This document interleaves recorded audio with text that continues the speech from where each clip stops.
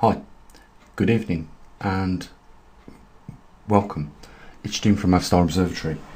We're looking at the data recently sent in yesterday from Canada by one of our superstars, Kendall, who regularly sends his data every week. I've got to chase up a few others to start bringing in their data. I know they're waiting for a call off me, and we can get some data coming in from them as well, like in Canada with Jeff, Arizona, with Scott. I know that recently Michael's had a few problems, but I think we've got through it. We've worked through the problems. These magnetometers were designed to do a very specific job, and the only way I could get the computer breakout boards to actually produce data onto SD cards was by refining the program. And that requires a certain few things that need to be done every time the SD cards are put back in there after collecting a bit of data, like reformatting them, and then you have to reset the breakout board so that it restarts again.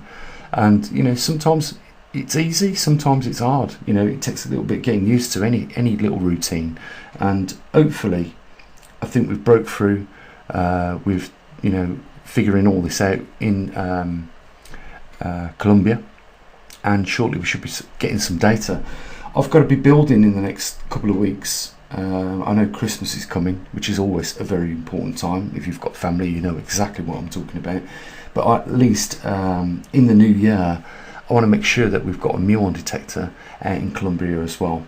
But I want to make sure we can clear up the gathering of the data there with the magnetometers first, so that we're collecting not just magnetometer but also muon data. So we can see we're getting blips show up in the data from Canada. If you go on to poleshiftnews.com, you can have a look in the archive. You'll see what I'm talking about. The last time we had some data, it jumped up to 59 microteslas. So we've seen some changes, and that's not what we would not expect at this point in time. Canada and its intensity, or magnetic intensity, is dropping off. We know that. We've seen it. Even NASA are aware of it. And we're monitoring that every 15 minutes. And I want to say big thank you to guys like Kendall that regularly drop the data in to us here at the observatory. We process it within a few days and get it published on the website for you guys to see it, and offer you the opportunity to go into the archive and decipher yourself what's going on with the charts. You're never looking at the raw data, but I have done some videos where I've showed the raw data, but it would send most people to sleep. Not everybody is data enthusiasts. When you're just looking at numbers, it's very difficult to work out what's going on. It's much easier when I put in a chart like this so you can see it, and that's why I do that. I know it's almost impossible to figure out what's going on unless you look at the generalism of the TriMag data, because we get like 500,000 individual data sets. It records every 3 seconds, so that when you see like 300, 400 or 500,000 data sets in a chart like this, it pretty much looks like a straight line. But what I want you to understand is just pay attention to the numbers in the left hand column, because if you go into the archive, you'll see that they're rising. That means that things are moving easterly. That's all that simply means. It just means that the higher the number gets, it's tracking further east, the magnetic north pole, or should I say the magnetic south pole, but the magnetic pole that is in the northern hemisphere. And I know that confuses people, because everyone thinks that that is the magnetic north pole. It's just the magnetic pole in the northern hemisphere, but it is actually a south magnetic pole. Okay, try not to confuse people with that. So primarily, as an observatory, we talk about geomagnetics. We're covering it every 3 seconds. I don't think there's any other institute that is doing that, but we do tend to talk about other things. And I know that some of you enjoy that, talking about life, talking about, just dipping into politics, just trying to have a logic train of thought on what's going on. But, I want to ask a question. Have you worked it out yet? You're probably thinking, oh God, can you just give us a little bit more information so we know what's going on, Gene? Well, I'm asking you if you've worked out life yet. If some of you have, you're very fortunate, and you're probably less than 0.25% of people on this earth that have actually worked it out yet. And well done for you. But for those that haven't, let me tell you that, they're keeping you busy so that you don't figure it out. This life, is what most of us, 99.8% of us, live is a distraction from what you're really supposed to be and should be doing, i.e. working on your life skills, discovering life and your part in it, and what you are and what your place in this universe is. All the good things like that. It really upsets me when I know that governments are deliberately distracting people. Let's just look at the major distractions over the last few years. COVID. That came out of a man-made laboratory. It was a man-made virus in a virological department in Coan. That was funded by global governments. And they all knew about it. And I think it was a distraction. And right now they want to keep us even more distracted, because what they're delivering right now is one thing after the next, one catastrophe after the next. Have you worked that out yet? Do you think that's just a coincidence that we see, first of all, a pandemic erupt globally, and then there's a global, energy crisis. Then there's a global recession. Everything has gone from being contained within countries to being global now. And you know what that is. It's simply globalism. And I put an organisation solely responsible for this, and I will call it out, United Nations. And they don't give an F about what they do. They just want to control things. This is like a mafia organisation stealing the very essence of life out of every one of us. And I will go even to as far as to advise you that they are also, and this you will find despicable, also stealing the life from the unborn yet. Because the debt of the children that aren't even born yet have to work with no choice. That's unbelievable. Even the unborn yet have been put on by these people. That's how ruthless they are. I've heard them talk. They even spoke to me. Some of these people, they said, if you've got a conscience, Gene, you're never going to earn any money in this world. Well, you know what? I'd rather have a conscience and be poor than not have a conscience and be rich. Because I don't want, the blood on my hands, for one, or the labour of another person on my hands and the burden that they've had to do that labour for. I don't want no part in that. I certainly don't want to stitch up somebody that hasn't even come into this world yet to take their life so that I can wax myself rich. Because let's face it, these people don't think like us, or like the few of us. Their outlook on life is very different to our outlook on life. For them, having a Ferrari is not enough. When they see someone with either a McLaren or, another supercar, they want that then. And look how they try and outclass each other with the super yachts. Nothing is ever enough. And for somebody that understands what they're observing when they look at these people is that, you know, you could have been happy with half of what you've got. Your life wouldn't have been any different.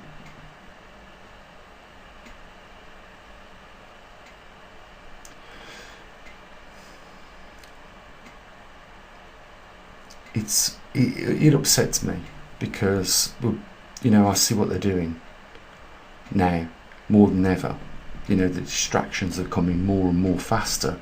It's because more and more people are starting to question things. This is exactly what you see at the end of empires, where people question things. But if you're given a situation which distracts you, you know, you put those questions off for a little while. It's what parents do sometimes with children. It's pacification. Can we go to the cinema tonight, Mum? Maybe tomorrow. It's a pacification. Can I have this? Maybe for Christmas. It's a pacification. It's exactly what they're doing with the distractions that they're doing right now. But the sad thing is that a lot of people will never understand or even afford themselves a bit of time to work out what life is. You know, I've been observing for the last couple of days just people, you know, from a vantage point of a 3-story building, you know, just watching people, how they go about their time. I was shocked actually how many people just walk past, constantly looking at their mobile phones with their head down. You know, we used to be a species that was interested in our universe and looking up. Now we're looking down. Well, where's that come from? You know, why are our children so unhappy in the world? It's because they've been sold lies. You know, you can become a pop star, you can become a rich, wealthy actor, you know, you can be an influencer on YouTube if you do this, that and the other. They're just setting the kids up on these platforms for failure. How many top film stars could you cram in one room? And now we've got a population of 8 billion. But, you know, when you compare the number of these top film stars in one room, it's insignificantly low. Which means the chances of one of our children that watch these superstars on, you know, media and alternative social media think we can do it. But it's absolutely an illusion because, you know, they don't understand the odds. It's almost impossible. How many of them can become pop stars, let alone actors? How many of them become top businessmen? These are limited slots, and they're saying that everybody is able to get there, and that is just BS, because there is no room for, you know, the population on this earth to get there, so that we have to all be realistic. You know, the best thing to do is what we was doing many years ago, and that is being grateful for what we've got, being happy with what we've been given, really being happy with that. And if you're given any more, then all is good. Instead of being set against each other like they're doing, they are definitely setting us up against each other to harm, to abuse, and even to be wicked and cruel and aggressive against each other. That's exactly what they want, because that enables them to control at least, you know, what you have in you to discover something really special. And we're all very capable of discovering that really specialness. We just need to, you know, occasionally switch off from the mainstream media, from the evil. You know, it is really an evil. You know, I remember I even said to you guys, watching the media, and a couple of houses had burnt down during a short heat wave, and I couldn't understand why everyone in the UK was moaning about us having 40-degree heat, because it's unusual. We should have been happy with that. But I remember Kay Burley on Sky News saying Britain is burning. I couldn't believe the gross exaggeration. A few houses was unfortunate to burn down. That's probably because people left crystal balls, you know, on the windowsills in the house, and of course the sun comes over with a bit more intensity than normal and focuses the heat, that light through that crystal ball. It's a magnifying glass. Guess what? Hits the curtain, sets the house on fire, and then a couple of other houses go up as well. You know, some careless people, you know, discard bottles in open countryside. Well, when we have, you know, a few weeks of hot weather in the UK and many other countries, you know, the grass goes tinder dry. Same thing happens. Magnifies it, goes up. But there is no need to exaggerate to the extent that mainstream media does. Rupert Murdoch owns Sky News. He owns Kay Burley, and he allows her to put that level of BS out. It was a ridiculous exaggeration that made me even almost spit my tea out when I heard it.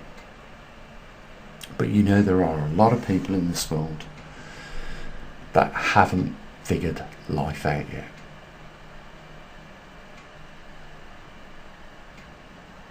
You know, these people are the people that kick off in road rage because they think that that's the normal way to react. Someone makes a mistake, easy to be done, you know, in front of you in a car. You know, be patient. Why don't they teach patience in school, as well as other life skills like survival skills, how to light the fire? Why are they not teaching us to look after ourselves? Question it. What is it they want us to be? Why is it, what they want us to be so dependent on them? It's because without us, their clock don't tick. And that should empower a lot of you out there. You know, I could go on, but I think you know on what wavelength I'm talking about here. But I will say this, you know, you was meant for other things in this world. You was never meant to be looking down at an iPhone constantly. You was not meant to be working all the hours of the day. You was not meant to be sharing time. You was meant to be sharing time and not forced not to by this system with your family.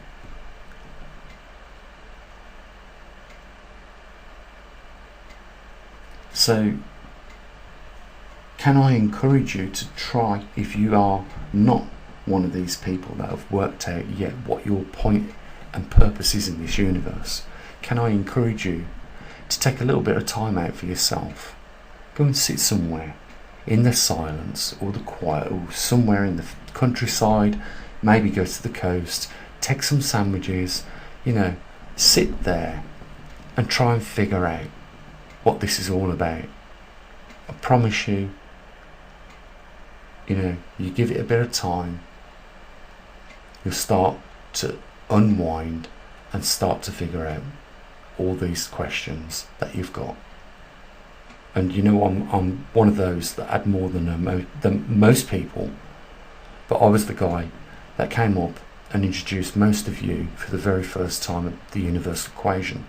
I explained how I got that equation. Woke up one morning, I knew it was important. It was a dream I was having, and it was in the dream that I discovered, you know, the universal equation. The first thing I did before I forgot it, because you know what it's like when you dream, you forget things very quickly, and it's almost like, you know, you had a dream but you couldn't remember what it was. And I remember vividly that morning, before I'd even got dressed, you know, I was still in my boxer shorts, writing the equation down, and then just weeks after, pondered what that was all about.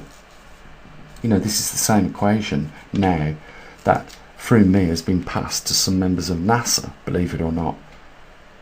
a small team in NASA, and they have even said themselves that it is quite a unique equation of reducing itself down to just those two sums of numbers, zeros and nines. You know, these are the most intelligent people we like to think on the planet. You know, the best achievers in MIT and Yale and other, you know, top universities like Oxford and Eton and things like that, but they're not, because they still don't understand what they're looking at. If they really did, then they would make a big song and dance about it. But all they could figure is that it was unusual that it managed to reduce the numbers down to just two figures. And there is a reason why I call it the universal equation. If you never heard of that before and you're new to the channel, you know, there's a few videos that I've done on this, and I will say it as I always have done. I've never did that equation justice, but because of its pure potency and power. And if you really understand it, oh my God, I promise you, it will open up doors of knowledge that you would never have fathomed, and it will enlighten you. You know, there is a foundation for anyone searching for the truth in this world. Guys, I'm going to leave it here. You know, I hope you got something out of the video. I want to thank those that have been supporting us over the last few days, and our patrons, and of course our superstars. And you know, if you want to, you know what, it's not mandatory, never has been. There's a link down there. You can help support our observatory and some of the things that we do here on YouTube. Simple as that. You know, but it would be awesome to see more than just a few people you can count on your two hands, you know, help. Because I know that we've almost certainly saved lives on this channel. And if you've supported us, then you've had a hand in that. It's not every day you get to do that, is it? Links down there in the description if you want to help support.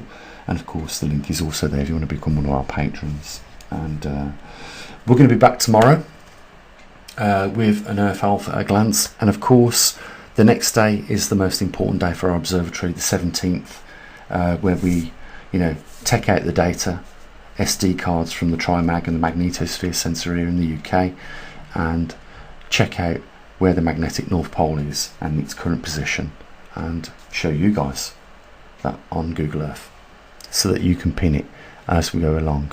You know, we're approaching now less than 5 months, I believe. You know, we're getting close to that critical point. So link down there if you want to help. Guys, you have a good evening, and I'll say what I usually do. Bye for now.